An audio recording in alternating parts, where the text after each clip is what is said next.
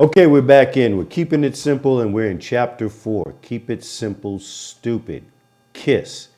And we're going to talk about now the third portion of keeping it simple, stupid. The first one was, let's review it really quickly, was prepare and participate. Number 2 is turn in all your assignments. And number 3 is test taking and note taking.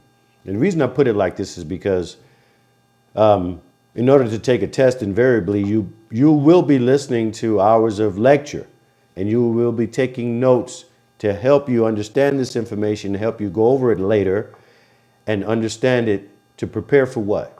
Either an assignment, a paper, or a test.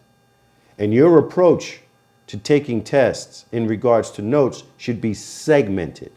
So if I have, for example, a math test coming up in 3 weeks in my beginning of my semester, it's listed. I know it's there because I've done all the work. And I'm now in class and I'm going to start taking notes because the professor is showtime. So the professor's about to do his thing or her thing. They start to talk. And what most people do is they start picking up the pen and they start writing. That's not what we should do in regards to note taking. What we should be doing is listening for understanding. Note taking is literally a listening exercise.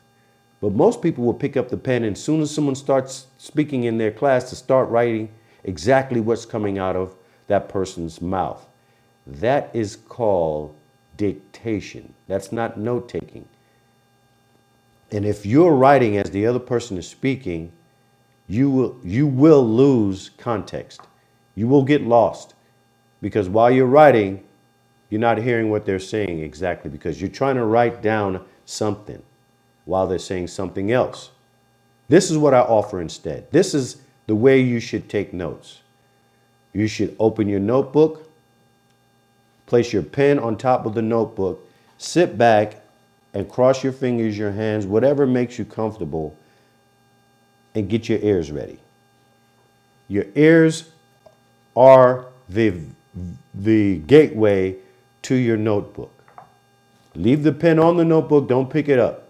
The only time you pick it up is when the professor obviously tells you this will be on the test and there's a specific thing he's giving you and you write that down, or when you are hit with a complete concept that you would like to retain.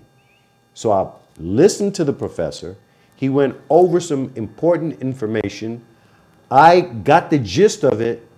I rearranged it in my mind so it makes sense to me. And now I'm taking a note on it. Now the note can't be a full dissertation. So you got to get really good at this. You got to get really good at giving yourself triggers, either phrases, words, even small doodles or pictograms. People take notes in different ways with arrows and what you would call like road maps, things that they would include in visually inside of their note taking that helps them. It's the way they think, right? So I encourage you not to just write words down.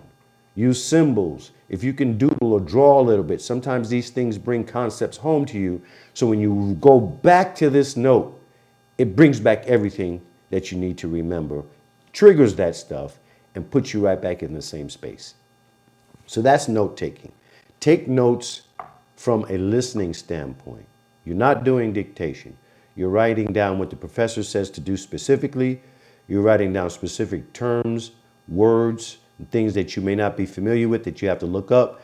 And you're writing down concepts. It may be phrases or sentences. And you may include in this small drawings and diagrams inside of your note taking. And I knew someone that was very good at this, man, and her work was so easy to understand. And she used symbols and drawings and stuff in her notes, and it was a beautiful, beautiful thing to watch. But it was her, and it helped her through school, and I'm sure it's still helping her through life. So get your note-taking technique and how you like to take notes. Consider this. Sit down and figure it out, and use these tips I've given you on note-taking to help shape this for you.